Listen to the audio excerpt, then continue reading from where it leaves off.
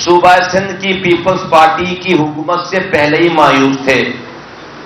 ہم کراچی میں local government جس کی ایم کیو ایم کی گورنمنٹ تھی ہم اس سے پہلے ہی مایوس تھے. ہمیں وفاقی حکومت سے کوئی توقع نہیں تھی. جب آپ دو امیدیں جاگ گئیں. ایک تو چیف جسٹس آف پاکستان نے جب کراچی کے لوگوں کی امنگوں کی نمائندگی کرنا شروع کیا, انہوں نے ٹیک اپ کیا اور انہوں نے جو کامنٹس پاس کیے, ہمیں امید جا گئی چیف جسٹس آف پاکستان سے کہ اب ہمارا مسئلہ پرماننٹ طور پر شاید حل ہو.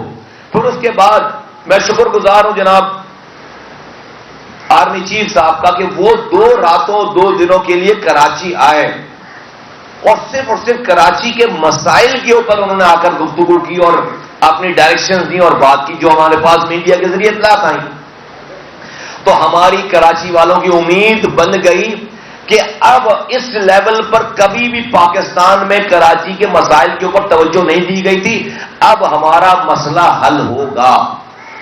لیکن مجھے افسوس کے ساتھ کہنا پڑتا ہے کہ آرمی چیف صاحب کے فالو اپ میں جو وزیر اعظم پاکستان آئے انہوں نے گورنر ہاؤس کا جو دورہ کیا اور اس گورنر ہاؤس کے دورے کے بعد انہوں نے جو ایک پرچہ ان کو پڑھ کر انہوں نے سنایا اور انہوں نے جس میں یہ نوید دی کہ وہ 1100 ارب سم تھنگ ارب روپے کا کراچی کو وہ پیکج دے کر جا رہے ہیں. بس جب جتنی معلوم کہتے ہیں نا آ گئی عذاب ہے. ہمیں تو پتا ہے کہ یہ پیکیجز کی کیا ڈرامے بازیاں ہیں ساری. ہمیں تو پتا ہے کہ پیسے کاغذوں پہ نہیں آتے.